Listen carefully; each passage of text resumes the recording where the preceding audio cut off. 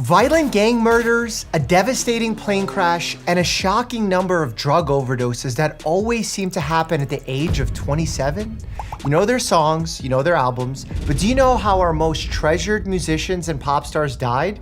Let's start with Michael Jackson, who in 2009 was killed by his personal physician in an extremely reckless attempt to treat Michael's insomnia. He accidentally administered him an improperly balanced cocktail of medications, including the anesthetic and sedative propofol, that caused him a cardiac arrest. His doctor was found guilty of involuntary manslaughter, and the death was unnecessary and heartbreaking to millions. It's actually a key reason why I say rich people, despite all their money, often receive some of the worst healthcare. Buying your way into good health with expensive scans, medications, and specialty tests can unexpectedly backfire, just like it did for MJ. Liam Payne was a member of the British boy band One Direction. He died in 2024 in a tragic accident in Buenos Aires, Argentina. Allegedly, Liam returned to his hotel behaving erratically and violently. He was held back to his room and the police were called. By the time they arrived, forensic reports indicate Liam had passed out on the balcony of his third-floor hotel room and tumbled 45 feet to the courtyard below. The fall ended his life, and an autopsy revealed he had traces of alcohol, cocaine, and antidepressants in his system. This combo can easily lead to disorientation, poor coordination, and even syncope. While the fall had been ruled accidental, 2 men are still facing charges for having sold Liam the drugs.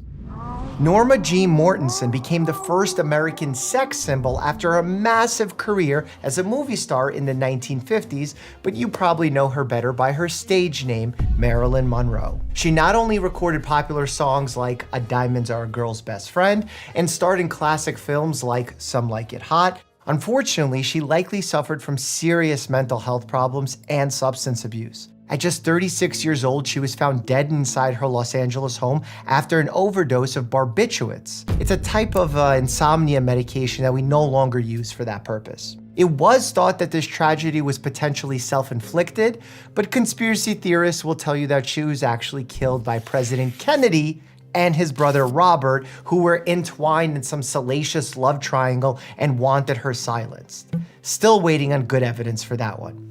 Another conspiracy, how about the death of Elvis Presley? The first American rock star and arguably the most iconic musician since Beethoven, Mozart. He's one of the big guys for sure. After growing up poor in rural Mississippi and drawing great inspiration from gospel music, R&B, and country, he went on to record multiple platinum-selling records, star in box office hits, and perform in an extravagant Las Vegas residency. He was also an early health influencer, getting a polio vaccine before his appearance on The Ed Sullivan Show to encourage Americans to get vaccinated against the disease. Unfortunately, his healthy behaviors ended there. Elvis became nocturnal, a prescription drug abuser, and a potential food addict. Get this, he once flew his private jet across the country to Denver, Colorado, just to eat the Fool's Gold Loaf sandwich, a deep-fried peanut butter and jelly and bacon monstrosity that came in somewhere around 8,000 calories. It was this extreme lifestyle that ultimately did him in. Elvis died on the bathroom floor of his Graceland mansion of a myocardial infarction or a heart attack in 1977, likely contributed to by his heavy prescription drug abuse. Or he got on an alien spaceship and flew to another planet. Pick whichever internet chat room rumor you prefer. Amy Winehouse was a British musical icon who became a mainstream success in 2006 because of her album Back to Black, which contained the hit song Rehab. Unfortunately, the lyrics of "They Tried to Make Me Go to Rehab" were tragically ironic, as Amy suffered from substance abuse and related conditions throughout most of her adult life. In 2011, she was found dead in her London home from excessive alcohol consumption. She is a member of the heartbreaking 27 Club, a group of pop culture icons that all died at the age of 27. In one of her final projects, she actually collaborated on an album with Tony Bennett.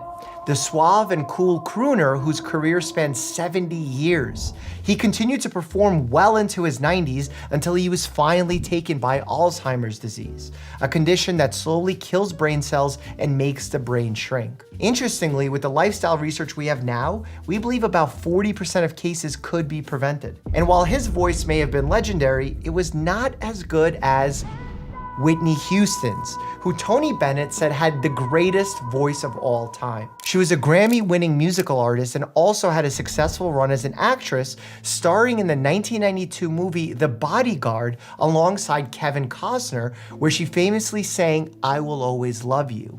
Her marriage to musician Bobby Brown was tumultuous, and she also struggled with substance abuse that negatively impacted her incredible voice. In 2012, Whitney Houston was found dead in her bathtub with an autopsy revealing accidental drowning with contributing factors, heart disease, and cocaine intoxication.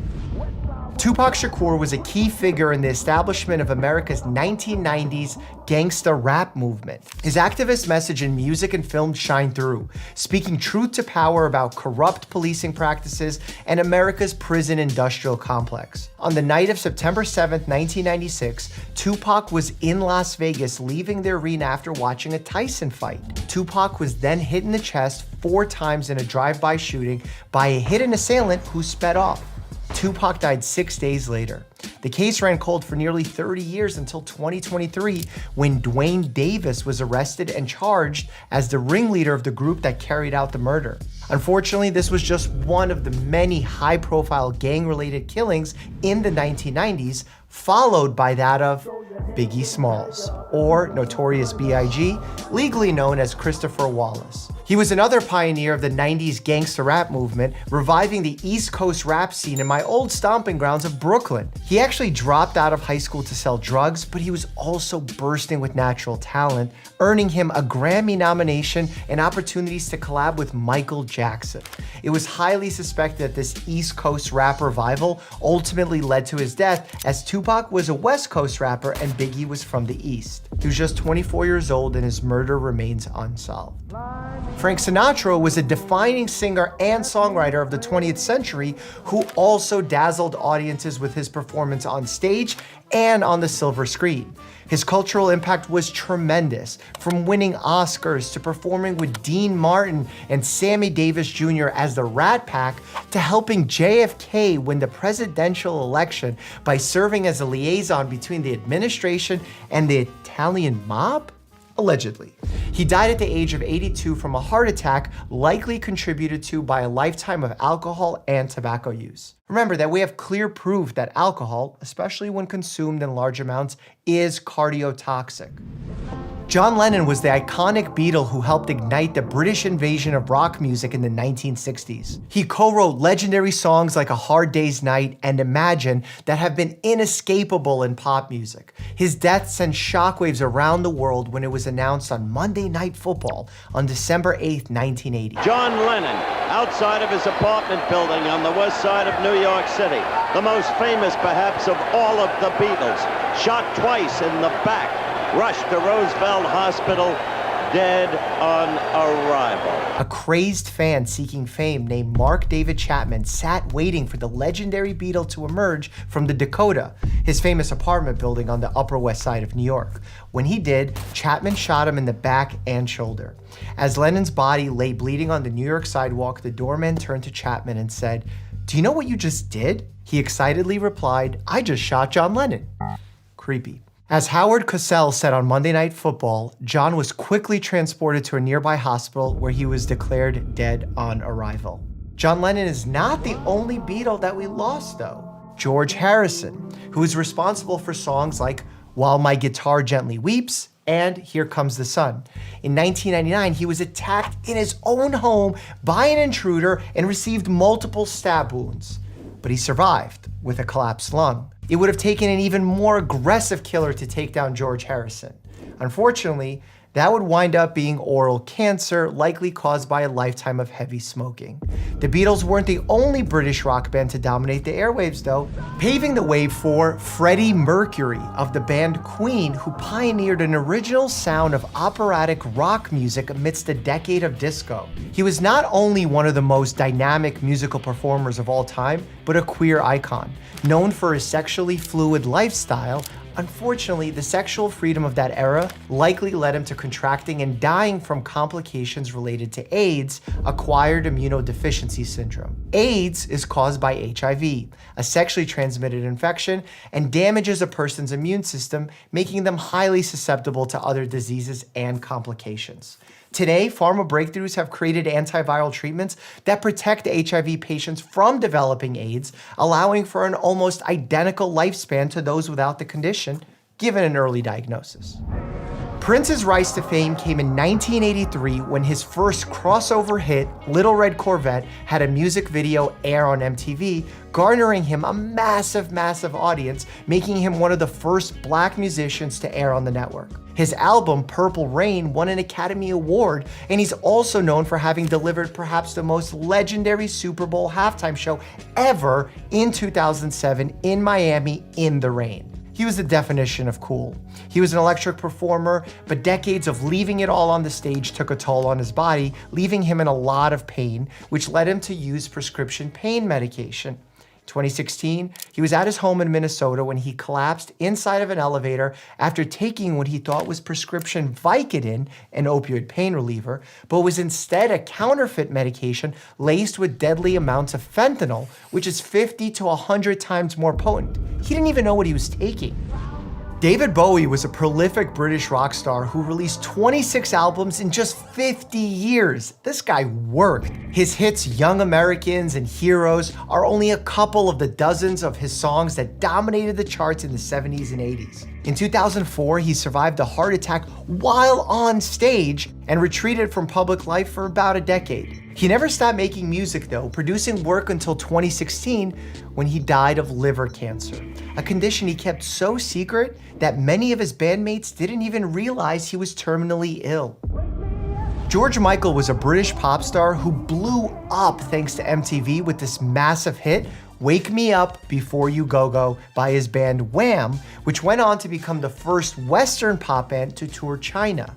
In 1998, he was arrested for disorderly conduct when an undercover police officer observed him performing a lewd act in a public restroom in Beverly Hills. You can read the details on your own if you'd like, but the incident forced George Michael to come out of the closet on CNN and establish himself as one of the most prominent gay figures in media. Unfortunately, his popularity waned over the next 15 years or so, and his drug use increased. He died on Christmas Day in 2016 from dilated cardiomyopathy with myocarditis and fatty liver. Kurt Cobain was the singer and leader of the 90s alt-rock band Nirvana. By all accounts, he had a happy childhood until his parents divorced, which sent him spiraling and changed his outlook on the world. He funneled this point of view into the music for his band Nirvana, which released a debut album called Nevermind, and whose single, Smells Like Teen Spirit, became a defining song of the 90s and the alt-rock genre. He married singer Courtney Love and the two had a child, but unfortunately things for Kurt weren't going well. He claimed to suffer for years from stomach pain, which led to depressive symptoms, which he medicated with heroin and painkillers. He actually overdosed on champagne and Rohypnol, which is 7 times more potent than Valium, while he was in Rome and was sent to a rehab facility in Southern California. He escaped, fled north to his home in Washington State, where his life ended at just 27 years old. Marvin Gaye was a soul musician known as the Prince of Motown, and while his music may have been romantic and rich, his death was truly heartbreaking. In 1984, he had enjoyed enormous industry success, but also racked up debt due to his cocaine addiction. The 44-year-old singer moved in with his parents in an attempt to get on his feet. Unfortunately, his relationship with his abusive father had reached a breaking point. The two started an argument that led to a physical altercation in the house. In Marvin's growing cocaine-induced paranoia, he had actually given his father a revolver to protect the family. This would lead to his death. Marvin Gaye was shot and killed by his own father with that very gun. The LA County Coroner's Office officially stated that he suffered a gunshot wound to his chest, perforating his heart, lung, and liver. His father pleaded no contest to voluntary manslaughter and received a sentence of probation, with the judge ruling Marvin had provoked the attack and any prison time could be a death sentence for the frail old man. According to Marvin's brother, who cradled him in his arms during his final moments, his last words were, "I got what I wanted. I couldn't do it myself, so I made him do it." Johnny Cash was a country music singer whose late-in-life medical issues were pretty interesting. In 1997, at the age of 65, he announced that he was diagnosed with Parkinson's, a neurologic condition that affects movement. But this was wrong. Further testing revealed he actually had multiple systems atrophy, another neurologic disease, but this was wrong too. In 2000, he announced that he's been misdiagnosed yet again, and actually he had autonomic neuropathy, a nerve condition that's actually caused by diabetes. It was complications from the disease that led to respiratory failure that eventually took his life in 2003. But talk about malpractice. Mac Miller was a rapper in the 2010s whose debut album, Blue Slide Park, became the first independently distributed debut album to reach the top of the Billboard album chart in 16 years. He was a rising star in entertainment until his death at just 26 years old, where he accidentally overdosed on alcohol, fentanyl, and cocaine.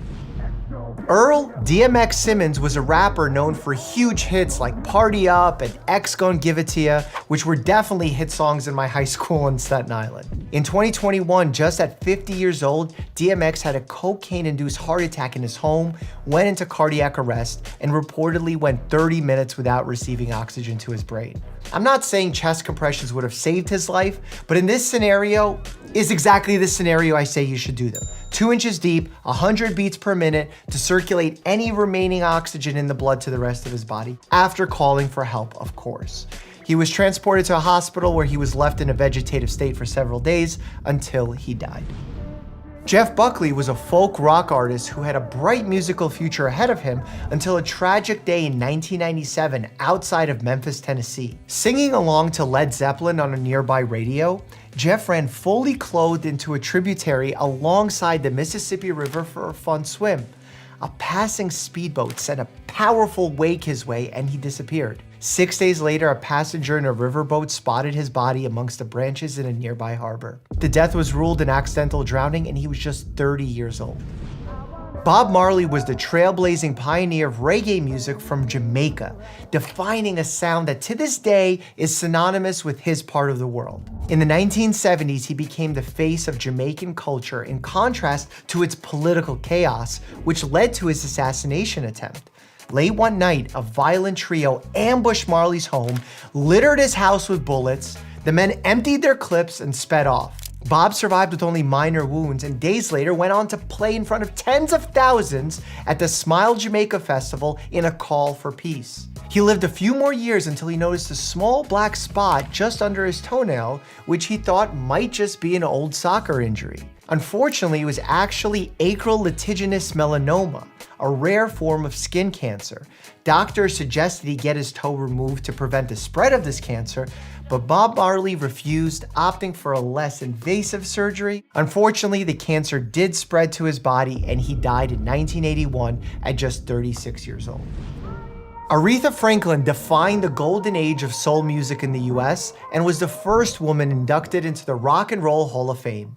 She died of pancreatic cancer in 2018 at the age of 76. It's a condition known for its depressingly low 5-year survival, and one we were hoping to develop a vaccine to prevent until RFK Jr. defunded that research last year.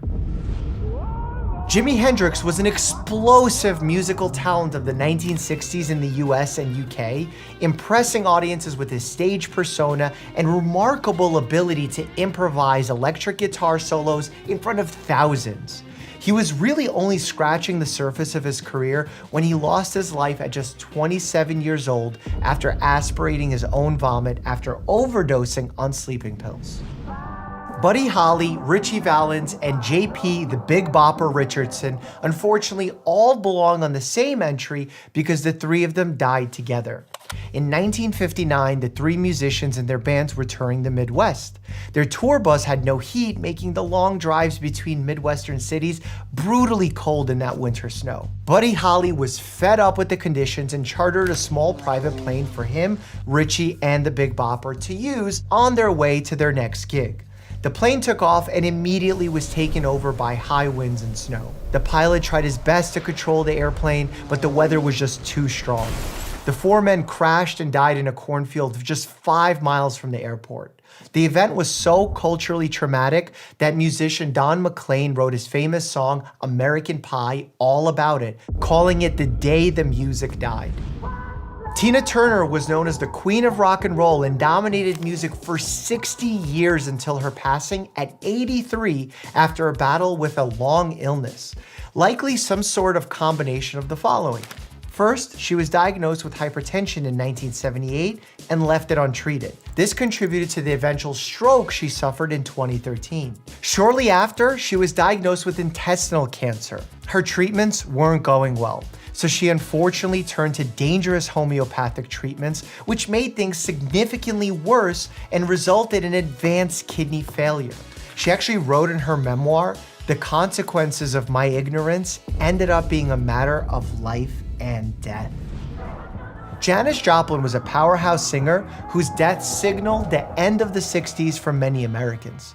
She was another member of the 27 Club, dying of a heroin overdose in her guest room at the Landmark Hotel in Los Angeles. To this day, fans book the very room she died in and write heartfelt messages to her in the closet. Jim Morrison was the lead singer of The Doors. He called himself the Lizard King and became a rebellious icon for American youth in the 1960s. He is the last member of the 27 Club on our list, dying in a bathtub in a Paris hotel room, or so it would seem. His death was officially ruled as being caused by heart failure, but an autopsy wasn't performed as it wasn't required by law in France in 1971. It's rumored that Jim had actually died of a heroin overdose in the bathroom of a nightclub the evening before, and the drug dealers responsible carried him back to his hotel and stuffed him in the bathtub to cover their tracks. Ray Charles was nicknamed the Genius and wrote American classics like Georgia on My Mind and Hit the Road Jack.